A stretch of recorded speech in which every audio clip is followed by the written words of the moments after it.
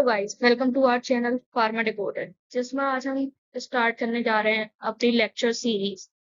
आज हम स्टार्ट करेंगे अपना first B pharm first sem का यूनिट 1 ऑफ एचएपी 1, जिसमें कि आज हम देखेंगे introduction to human body, definition और स्कोप देखेंगे। हम उसमें एनाटॉमी और फिजियोलॉजी का क्या होता है, लेवल्स क्या होते हैं स्ट्रक्चरल ऑर्गेनाइजेशन के, और हमारी बॉडी सिस्टम कौन कौन से होते हैं। हमारे पास 11 बॉडी सिस्टम होते हैं, वो भी हम देखेंगे।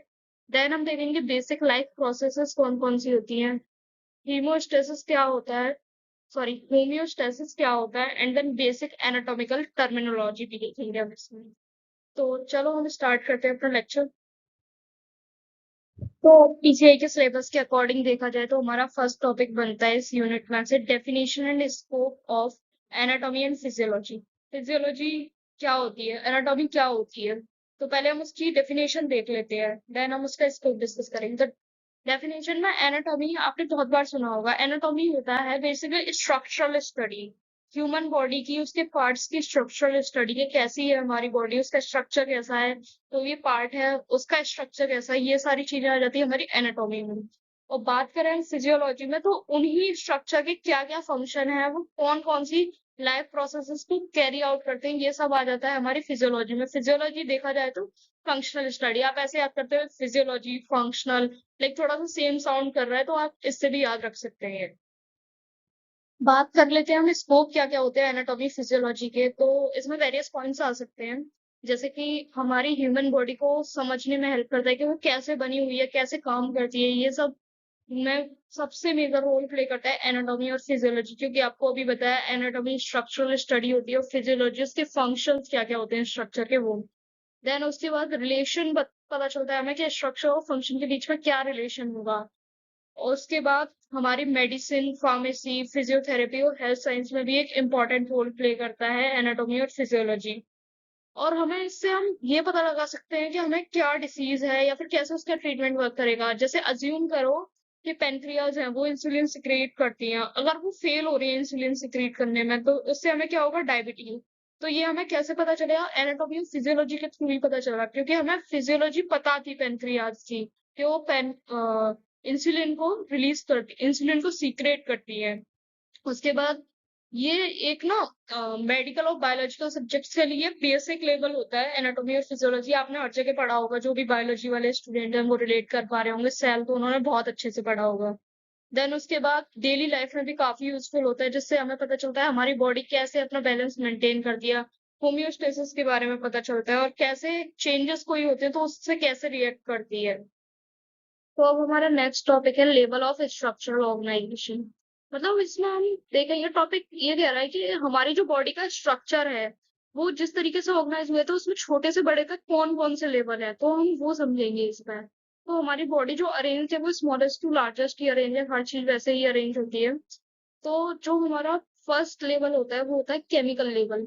मतलब इसमें ये है कि जो हमारी बॉडी है उसकी जो सबसे स्मॉलेस्ट यूनिट है वो केमिकल्स ही होते हैं, एटम्स और मॉलिक्यूल्स होते हैं, जो कि एक बेस फॉर्म करते हैं हमारी ह्यूमन बॉडी के लिए।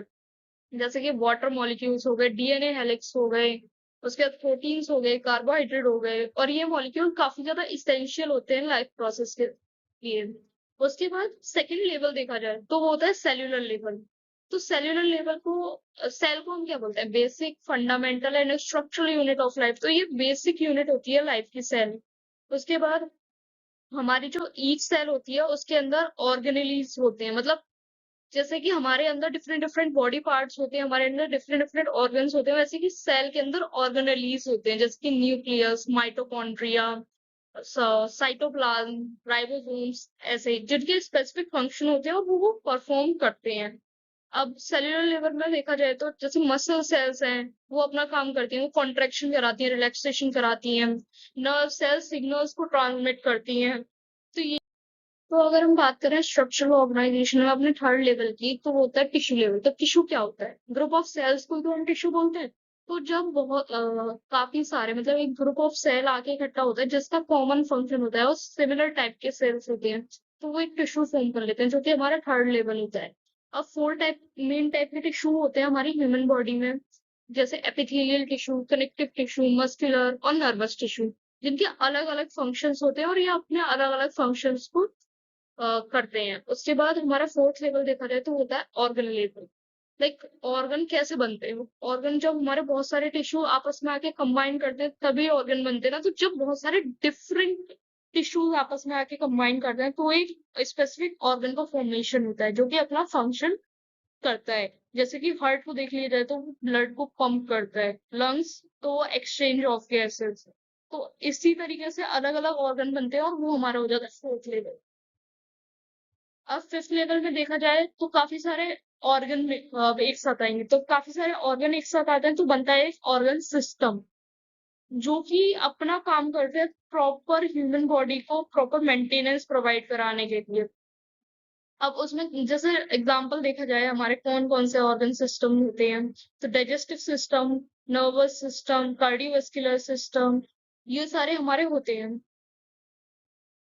उसके बाद हम फाइनल लेवल देखें तो वो होता है हमारा ऑर्गेनिज्म लेवल। मतलब यहाँ पर हमारा पूरा ऑर्गेनिज्म बन चुका है। लाइक बहुत सारी पहले सेल्स आई, मतलब पहले केमिकल्स आए जिन्होंने सेल्स बनाई, उसके बाद टिश्यू बना बहुत सारी सेल से, देन बहुत सारे टिश्यू से ऑर्गन बना, देन काफी ऑर्गन एक साथ जब आए तो एक ऑर्गन सिस्टम बना, और देन उसके बाद एक ऑर्गेनिज्म फुल कंप्लीट ऑर्गेनिज्म बना। तो वही होता है हमारा ऑर्गेनिज्म लेवल। बाकी आप इस इमेज से भी समझ सकते हैं। जैसे कि पहले एटम्स आए जिन्होंने एक साथ आकर एक मॉलिक्यूल बनाया, तो उसका एग्जांपल इसका डीएनए जैसे कि बना ऐसे। उसके बाद जब बहुत सारे मॉलिक्यूल एक साथ आए तो एक सेल बना, और जब बहुत सारे सेल आए देन टिश्यू, जब बहुत सारे टिश्यूज एक साथ आए देन एक ऑर्गन बनता है। और जब बहुत सारे ऑर्गन आते हैं या दो या दो से ज्यादा ऑर्गन आते हैं तो एक सिस्टम लेवल बनता है, मतलब organ system level. Then organ system levels मिलके एक पूरा का पूरा इंडिविजुअल को बनाते हैं, इंडिविजुअल के फॉर्मेशन में रोल प्ले करते हैं। तो अब हम चलते हैं अपने नेक्स्ट टॉपिक की तरफ जो कि है हमारे बॉडी सिस्टम्स। तो हमारी बॉडी में क्या क्या सिस्टम्स होते हैं जो कि एक साथ मिलके हमारी बॉडी का प्रॉपर फंक्शनिंग में रोल प्ले करते हैं। तो हमारी बॉडी में 11 सिस्टम्स होते हैं टोटल, तो वही हम देखेंगे। तो फर्स्ट है जिसमें इंटेग्यूमेंटरी सिस्टम, जिसमें आते हैं hair, nails, sweat gland, sebaceous gland जो कि सीबम को प्रोड्यूस करती हैं। उसके बाद देखा जाए तो इसका फंक्शन होता है ये हमारी बॉडी को प्रोटेक्ट करता है from the outer environment, temperature को रेगुलेट करता है थ्रू होम्योस्टेसिस, और हमारे एनवायरनमेंट में जो चेंजेस है उसे भी सेंस करता है। लाइक हमें पता चल जाता है कि हमें ठंड लग रही है या गर्मी लग रही है। उसके बाद हम देखें तो होता है स्केलेटल सिस्टम, जिसमें बोन्स और जॉइंट्स आते हैं जो कि सपोर्ट मूवमेंट और ब्लड सेल की फॉर्मेशन को रेगुलेट करता है। उसके बाद हम देखें मस्कुलर सिस्टम। तो मस्कुलर सिस्टम में हमारी सिर्फ मसल्स आती हैं जो कि हमारे मूवमेंट के लिए रिस्पॉन्सिबल होती हैं, हमें पॉस्चर प्रोवाइड करती हैं और हीट प्रोडक्शन में भी इनका काफी ज्यादा इंपॉर्टेंट रोल होता है। देन हम देखें नर्वस सिस्टम। तो नर्वस सिस्टम में ब्रेन, स्पाइनल कॉर्ड और नर्व्स आते हैं जो कि कंट्रोल और कोऑर्डिनेशन करते हैं हमारी ह्यूमन बॉडी के लिए for the transmission of nerve signals. अभी हम देखें अपना फिफ्थ बॉडी सिस्टम, तो वो होता है एंडोक्राइन सिस्टम, जिसमें हमारी ग्लैंड्स आती हैं जैसे कि thyroid gland, pituitary gland, hypothalamus gland, जो कि बेसिकली वेरियस हार्मोन्स का सिक्रेशन करती है और स्लो कंट्रोल करती है हमारी बॉडी को। लाइक हार्मोन सिक्रेशन से भी हमारी काफी सारी एक्टिविटी कंट्रोल होती है। उसके बाद हम सिक्स सिस्टम देखें तो होता है कार्डियोवास्कुलर सिस्टम, जिसमें कि हार्ट, ब्लड और ब्लड वेसल्स आते हैं। तो ये क्या करता है, हमारा ब्लड का काम होता है ऑक्सीजन को ट्रांसपोर्ट करना। तो हार्ट के थ्रू ये पंप होकर ऑक्सीजन को डिफरेंट डिफरेंट ऑर्गन्स तक ट्रांसपोर्ट करता है और न्यूट्रिएंट्स को भी ट्रांसपोर्ट करता है। देन हम सेवंथ सिस्टम देखें वो होता है लिम्फेटिक सिस्टम, या हम उसे इम्यून सिस्टम भी कह सकते हैं, जिसमें लिम्फ नोड्स और स्प्लीन आती हैं। ये हमारे जो इंफेक्शन होता है उसके अगेंस्ट हमें डिफेंस सिस्टम प्रोवाइड करती हैं। देन फ्लूइड को भी बैलेंस करती हैं हमारे। उसके बाद एयर सिस्टम हमारा है रेस्पिरेटरी सिस्टम, जिसमें लंग्स, एयरवेज आते हैं, जिसमें ब्रोंकाई, ब्रोंकोस ये सब भी आते हैं। तो इसमें हमारे ये क्या करते हैं, हमारे बॉडी में ऑक्सीजन को अंदर आता है बॉडी में, कार्बन डाइऑक्साइड को बाहर मूव कराने में हेल्प करते हैं। उसके बाद डाइजेस्टिव सिस्टम, जिसमें कि माउथ, स्टमक, इंटेस्टाइन ये सब चीजें आती हैं। इधर से हमारे डाइजेस्टिव सिस्टम से क्या होता है, हम फूड खाते हैं उसका ब्रेकडाउन होता है और एब्जॉर्प्शन होता है फूड का। तो यही इसका रोल होता है डाइजेस्टिव सिस्टम का, break down and absorption of food. उसके बाद 10th सिस्टम है यूरिनरी सिस्टम, जिसमें कि किडनीज, ब्लैडर, यूरेथ्रा ये सब आता है। इधर से हमारा बॉडी का वेस्ट रिमूव होता है, मेनली वाटर रिमूव होता है और फीसेस भी रिमूव होती हैं। उसके बाद देखें हम 11th और लास्ट सिस्टम हमारा वो है रिप्रोडक्टिव सिस्टम, जिसमें मेल और फीमेल रिप्रोडक्टिव ऑर्गन्स आते हैं, जो कि हमारी बेसिकली स्पीशीज की कंटिन्यूएशन के लिए बहुत ज्यादा इंपॉर्टेंट हो जाता है, क्योंकि रिप्रोडक्शन प्रोसेस का सबसे ज्यादा इंपॉर्टेंट ऑर्गन होता है reproductive system of both male and females. उसके बाद आप ये इमेजेस भी देख सकते हो डिफरेंट बॉडी सिस्टम की, जैसे कि फर्स्ट वाला है इंटेग्यूमेंट्री सिस्टम, जिसमें कि हमारी स्किन वगैरह होती है, मतलब इंटरनल स्ट्रक्चर जो होते हैं, इंटरनल बॉडी स्ट्रक्चर जो होते हैं उसे कवर कर रखा होता है। और इधर बहुत सारे सेंसरी रिसेप्टर्स भी होते हैं, तभी तो आपको हर चीज सेंस हो जाती है ऑन योर स्किन। उसके बाद स्केलेटल सिस्टम, जिसमें आप देख पा रहे होंगे बोन्स, कार्टिलेज और जॉइंट्स हैं, ये हमारी बॉडी को सपोर्ट करता है। Then muscular system, nervous system, endocrine system and cardiovascular system, आप ये सब देख सकते हैं। तो सिलेबस के अकॉर्डिंग अपना नेक्स्ट टॉपिक जो कि है बेसिक लाइफ प्रोसेस। अब जैसे आप नाम से ही समझ रहे होंगे, बेसिक लाइफ प्रोसेस मतलब ऐसी लाइफ प्रोसेस जो कि बहुत ज़्यादा बेसिक है, बहुत ज़रूरी है हमारी लाइफ के एग्जिस्टेंस के लिए, सर्वाइवल के लिए। तो ऐसी प्रोसेस को हम बोलते हैं बेसिक लाइफ प्रोसेस। और इसमें बहुत सारी ऐसी प्रोसेस आ जाती हैं जो आप मतलब इनके बिना आप अपनी लाइफ का सोच ही नहीं सकते। जैसे एग्जांपल देखा जाए तो रेस्पिरेशन हो गया, आप सोच सकते हो अपनी लाइफ बिना रेस्पिरेशन के। एक्सक्रीशन, रिप्रोडक्शन, ये सब चीज़ों के बिना आप अपनी लाइफ सोच ही नहीं सकते। अब जैसे हम अपने सिलेबस के अकॉर्डिंग बात करें तो पहली प्रोसेस हो जाती है मेटाबॉलिज्म। मेटाबॉलिज्म से आप क्या समझते हैं? आपने सुना होगा लोगों को बोलते हुए कि इसका मेटाबॉलिज्म अच्छा है, इसका मेटाबॉलिज्म ख़राब है। तो क्या होता है मेटाबॉलिज्म? मेटाबॉलिज्म बेसिकली हमारी बॉडी के अंदर जितनी केमिकल प्रोसेस हो रही हैं, जितनी केमिकल रिएक्शन हो रही हैं, वो सारी को अगर हम कंबाइन करके देखें तो उसी को हम कंबाइंड फॉर्म में बोल देते हैं मेटाबॉलिज्म, कि ये हमारी बॉडी का भी मेटाबॉलिज्म हो रहा है। अब मेटाबॉलिज्म को एक तरीके से हम ऐसे भी डिफाइन कर सकते हैं कि जितना भी फूड, जितना भी ड्रग या फिर जितना भी ऐसा मटेरियल है जिसे हम अपनी बॉडी से एब्जॉर्ब करते हैं, लाइक अपनी बॉडी से इनटेक करते हैं, उसे एक्सक्रीटेबल फॉर्म में कन्वर्ट करने की जो एक प्रोसेस होती है उसे ही हम बोलते हैं मेटाबॉलिज्म। अब उससे क्या होगा? पहला, हमें फूड से एनर्जी मिल गई, उसके बाद हमें उसमें भी तो मतलब जो हमारा फूड है अगर वो वेस्ट मटेरियल पड़ा है तो हमें उसे बाहर भी तो निकालना है अपनी बॉडी से, तो ये हो जाएगा उससे।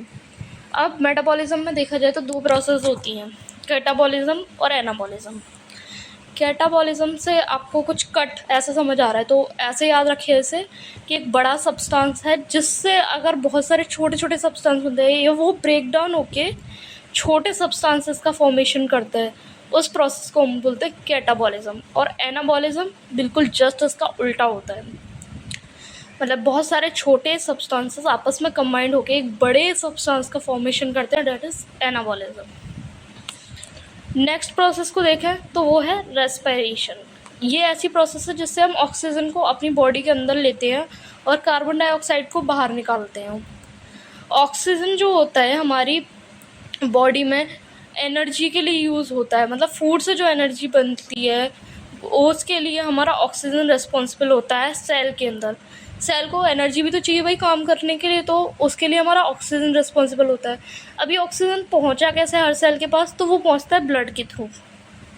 उसके बाद हम बात करें न्यूट्रिशन की। न्यूट्रिशन से आप क्या समझते हो? सबकी मम्मियाँ बोलती होंगी भाई न्यूट्रिशन मिलेगा, खाना खाओ। तो क्या होता है न्यूट्रिशन, वो भी देख लेते हैं आज हम। Intake of food and its utilisation by body, मतलब आपने जो खाना खाया और उस खाने को आपकी बॉडी ने कैसे यूटिलाइज किया, कैसे यूज़ किया, वही है न्यूट्रिशन, जिससे हमें एनर्जी मिलती है, हमारी ग्रोथ होती है, हमारे डैमेज सेल का रिपेयर होता है। तो यही है न्यूट्रिशन। हम अगली प्रोसेस देखें तो वो हो जाती है ट्रांसपोर्टेशन। मतलब हमारी बॉडी में अब ट्रांसपोर्ट क्या होगा हमारी बॉडी के अंदर? ऑक्सीजन का ट्रांसपोर्ट होगा एक तो, क्योंकि ऑक्सीजन हर पार्ट में चाहिए बॉडी के में। न्यूट्रिएंट्स का ट्रांसपोर्ट होगा क्योंकि न्यूट्रिशन चाहिए ग्रोथ के लिए, रिपेयर के लिए, अभी हमने देखा। हॉर्मोन्स का भी ट्रांसपोर्ट होगा, क्योंकि हॉर्मोन्स कहाँ ग्लैंड से रिलीज होते हैं, लेकिन उनका काम तो कहीं और भी हो सकता है ना। जैसे ऑक्सीटोसिन, ब्रेन ऑक्सीटोसिन को रिलीज करा देता है, लेकिन उसका काम कहाँ होता है, हमने अभी पढ़ेंगे हम कहाँ होता है। उसका काम होता है यूट्राइन कॉन्ट्रैक्शन में, in the case of normal child delivery. उसके बाद वेस्ट मटेरियल का ट्रांसपोर्ट। भाई वेस्ट मटेरियल अब तुम्हारा पड़ा हुआ है जीआईटी में, उसका बाहर भी तो निकलना है, तो वो बाहर कैसे निकलेगा, ट्रांसपोर्टेशन होगा उसका तभी तो निकलेगा। और उस इन सब का ट्रांसपोर्ट होता कैसे, थ्रू ब्लड होता है इन सब का ट्रांसपोर्ट। उसके बाद हम बात कर लेते हैं अपनी नेक्स्ट प्रोसेस के बारे में, वो होती है एक्सक्रीशन। मतलब एक्सक्रीशन से सबको समझ आ रहा होगा, रिमूवल ऑफ वेस्ट मटेरियल। अपनी किडनी के थ्रू अपनी बॉडी से सारा वेस्ट मटेरियल निकाल दो। अब वो in the form of urine हो सकता है, in the form of faeces हो सकता है, या फिर और किसी भी फॉर्म में हो सकता है। उसके बाद रिप्रोडक्शन। अब ये काफ़ी इंपॉर्टेंट प्रोसेस हो जाता है स्पीशीज़ के कंटिन्यूएशन के लिए। इसमें क्या होता है, मेल और फीमेल कंबाइन करके एक न्यू इंडिविजुअल को प्रोड्यूस करते हैं, ठीक है। उसके बाद नेक्स्ट प्रोसेस ग्रोथ। आप सबने सुना होगा कि ग्रो करेंगे। एग्जैक्टली वो ग्रो कैसे करते हैं, जब हमारे सेल के नंबर्स इंक्रीज हो जाते हैं तब साइज इंक्रीज होता है, ठीक है। इस और ग्रोथ से क्या होता है, हमारी बॉडी और टिश्यूज़ इन सब का डेवलपमेंट होता है। टिश्यूज़ का डेवलपमेंट होता है, ऑर्गन्स का डेवलपमेंट होता है, और इन शॉर्ट बोला जाए टिश्यूज़ का हो गया, ऑर्गन्स का हो गया, देन होल बॉडी का ही डेवलपमेंट होता है। उसके बाद देखा जाए मूवमेंट क्या होता है, तो मूवमेंट होती है पोजीशन चेंज करने की एबिलिटी किसी भी चीज़ की, या फिर कोई भी पार्ट को, बॉडी पार्ट को मूव करने की एबिलिटी। जैसे आप अपना हाथ मूव कर सकते हो, पैर मूव कर सकते हो, और पैरों से चल के आप अपनी पोजीशन चेंज कर सकते हो। That is the ability, that is called movement.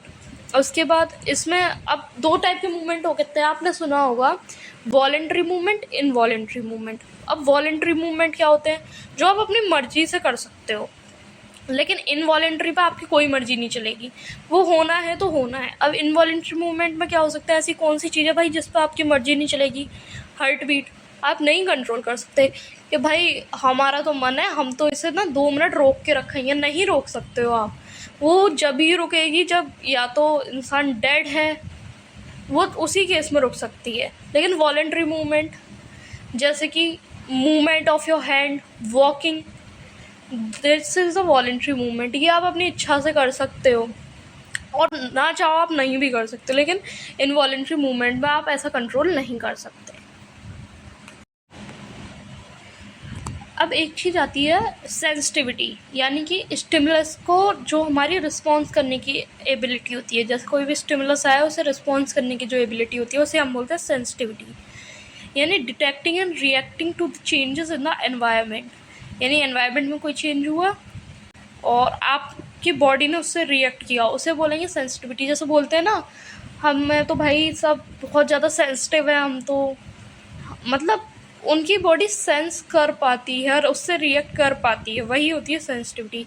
जैसे कि आपने किसी गर्म ऑब्जेक्ट पर या फिर जो आप बोलो थ्रोन्स, उन पर आपने हाथ रख दिया तो आप एकदम से हाथ हटाओगे, क्योंकि आपके ब्रेन को स्टिमुलस मिला, भाई लग रही है हाथ हटाओ, या हाथ जल रहा है हाथ हटाओ।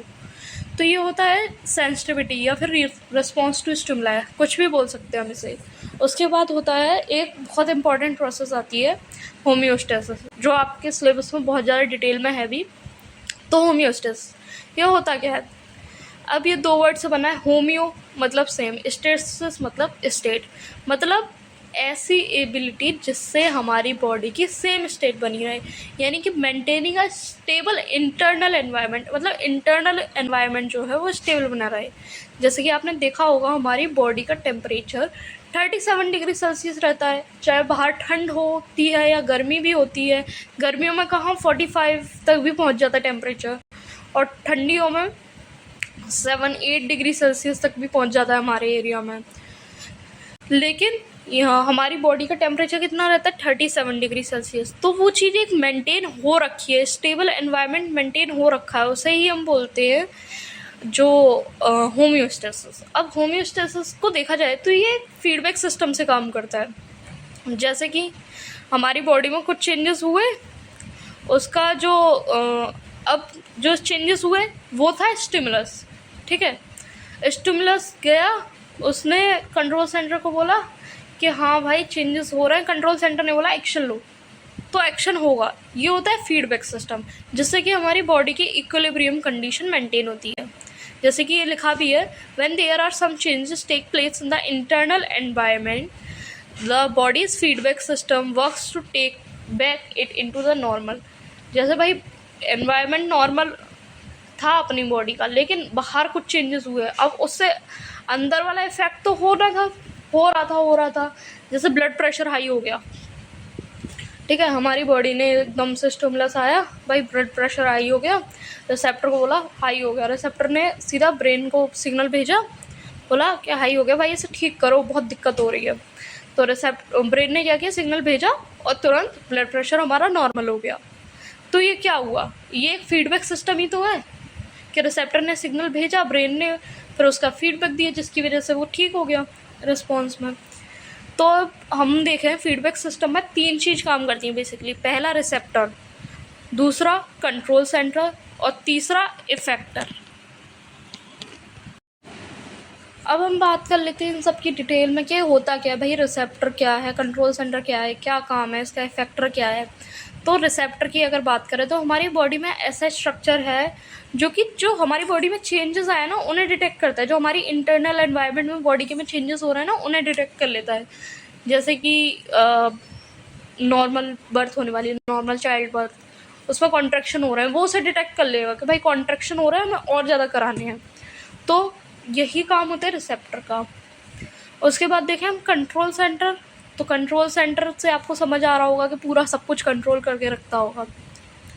तो ये क्या करता है कि रिसेप्टर से इनपुट को लेगा और उसके बाद क्या करेगा, आउटपुट जनरेट करेगा इनपुट का। एक कैसे जनरेट करेगा, नर्व इम्पल्स की फॉर्म में। क्योंकि भाई कंट्रोल सेंटर हमारा क्या है, ब्रेन है। ब्रेन कैसे सिग्नल्स देता है, नर्व इम्पल्स की फॉर्म में।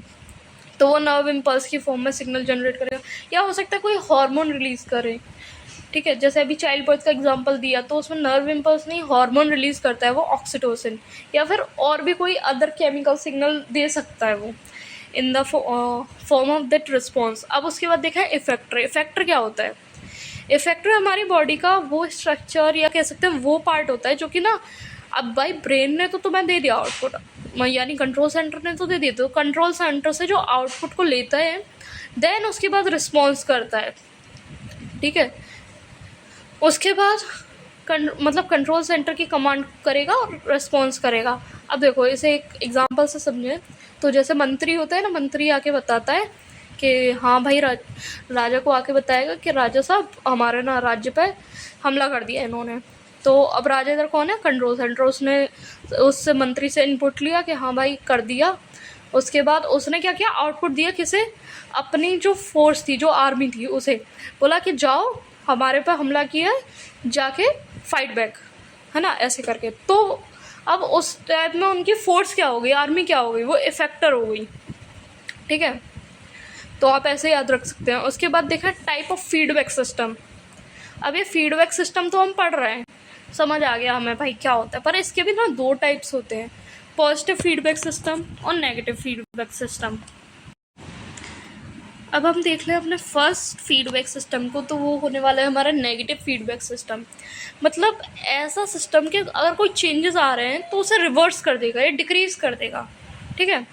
तो उसे हम बोलेंगे नेगेटिव फीडबैक सिस्टम। अब ऐसा क्या हो सकता है कि भाई किसी चेंज को डिक्रीज कर दे, तो अगर आपने सुना होगा बीपी बढ़ता है, तो बीपी बढ़ता है तो ऐसा तो नहीं है भाई कि उसके साइड में हम पॉजिटिव होता चला जाए, बीपी और बढ़ाते चले जाएं, तो उससे तो कंडीशन ठीक नहीं होंगी ना। तो उधर हमें यूज़ होता है नेगेटिव फीडबैक सिस्टम, यानी जो चेंज हुआ उसे रिवर्स करता है, यानी बीपी बढ़ा अब वो बीपी को डिक्रीज करेगा।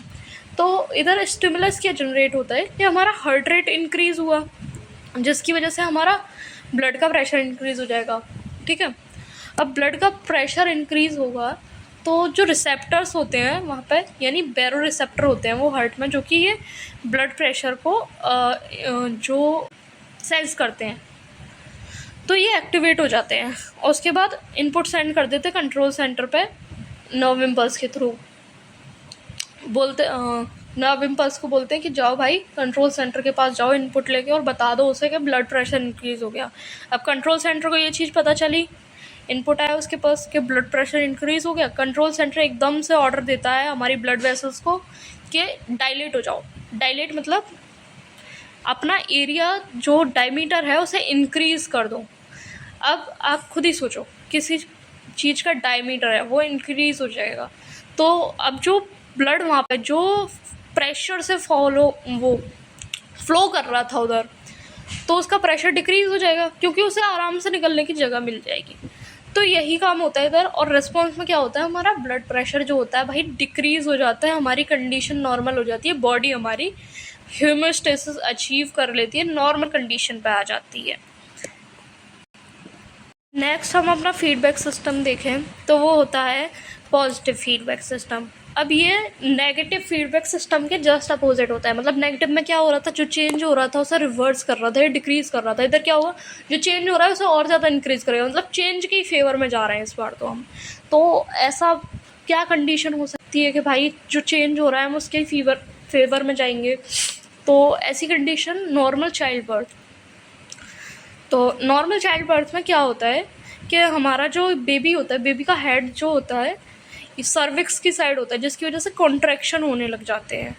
तो जो स्ट्रेच सेंसिटिव रिसेप्टर होते हैं वो हमारे सीधा मतलब कंट्रोल सेंटर को, ब्रेन को क्या करते हैं, इनपुट भेजते हैं। किससे? नर्व सेल्स को बोलते हैं भैया जाओ ब्रेन को बता दो कॉन्ट्रैक्शन हो रहा है, अब होने वाली है डिलीवरी।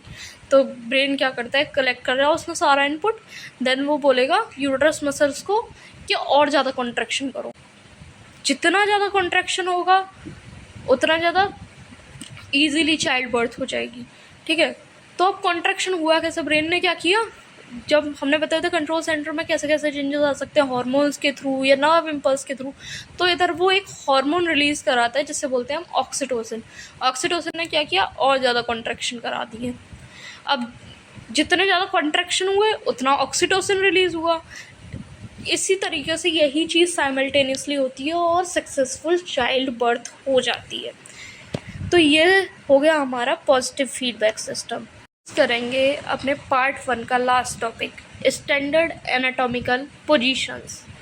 मतलब ऐसी पोजीशंस जो हमारी एनाटॉमी समझने के लिए स्टैंडर्ड होती हैं। अब जो हम स्टैंडर्ड पोजीशन देखेंगे वो कैसे देखेंगे, बॉडी स्ट्रेट खड़ी होनी चाहिए, अपराइट।